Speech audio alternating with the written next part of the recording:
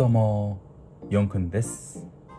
안녕하세요, 용쿤입니다. 제 목소리로 처음으로 인사를 드리는데요.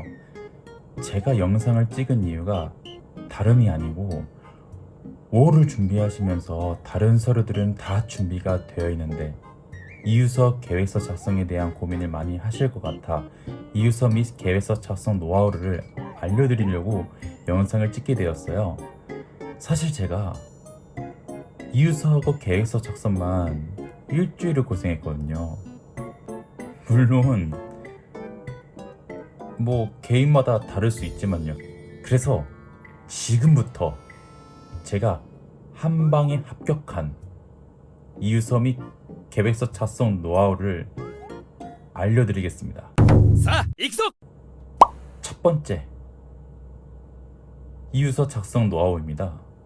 사실 이유서를 작성하실 때 스토리텔링이 가장 중요한 거 여러분은 이미 알고 계실 거예요. 하지만 어떻게 스토리텔링을 해야 하나 고민을 많이 하실 수 있는데, 제가 썼던 이유서를 욕점만 간단하게 읽어드리는데요. 저는 청춘이란 단어를 좋아합니다. 그래서 제가 처음 접한 일본 드라마 워터보이즈를 보면서 일본의 매력을 느껴서 제가 생각한 청춘과 매우 적합한 이미지였기 때문에 일본에 관심이 커졌습니다. 저는 오사카에서 어학연수를 받은 이력이 있습니다. 하지만 그 당시에는 일본어를 전혀 못했기 때문에 공부에만 전념을 해서 그런지 일본 학교 졸업할 때까지 여행을 다녀보지 못했습니다. 그래서 좀 더 학교를 다니고 싶었지만 코로나 문제로 귀국을 할 수밖에 없었습니다.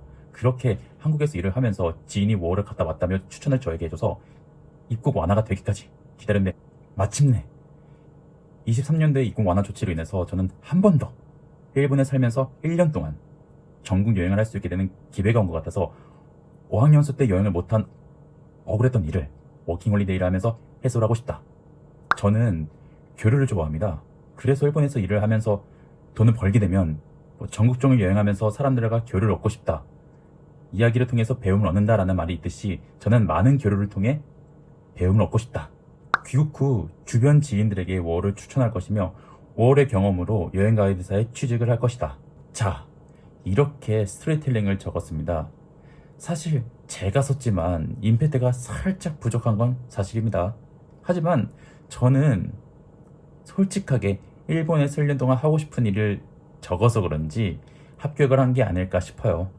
마지막, 계획서 작성 노하우인데요. 계획서 작성은 사실 계획서일 뿐 자기가 가고 싶은 곳을 검색 후 작성하시는 게 중요하신데요. 하지만 저는 가보고 싶은 곳에 가기 전에 이렇게 작성을 했습니다. 예를 들어서 1월에 나리타 공항에 도착을 하면 호텔에 머물면서 집을 찾을 것이다. 2월엔 알바를 찾으면서 알바를 하려고 한다. 3월엔 첫 월급을 받으면 관동의 어디 지역에 있는 명소를 갈 것이다. 4월에 관동에는 축제가 있는데 거기를 갈 것이다. 5월에는 관서 지역으로 넘어가서 교토의 유명한 신사를 갈 것이다 등등, 이런 식으로 작성을 했는데요. 저는 4개월씩 관동, 관서, 홋카이도 이렇게 적었습니다. 현실적으로 갈 수 있는 계획서를 작성하시는 게 저는 더 좋다고 생각이 돼서 제가 생각한 현실적인 계획서를 작성을 했습니다. 자, 이렇게 제일 중요한 이유서 계획서 작성 노하우를 알려드렸는데요. 사실 걱정인 건 이 영상이 도움이 되셨을까? 내 노하우가 너무 기본산식이면 어떡하지? 하고 걱정이 많긴 했지만, 물론 이건 제가 생각한 노하우이기 때문에 도움이 될지도 안 될지도 모릅니다. 하지만 제 영상의 도움으로 합격이 되셨다면 빨리 일본에 오셔서 여러분들이 일본에 와서 하고 싶은 것을 하시면서 저와 같이 시아와세나 니혼生活になりましょう. 바이바이.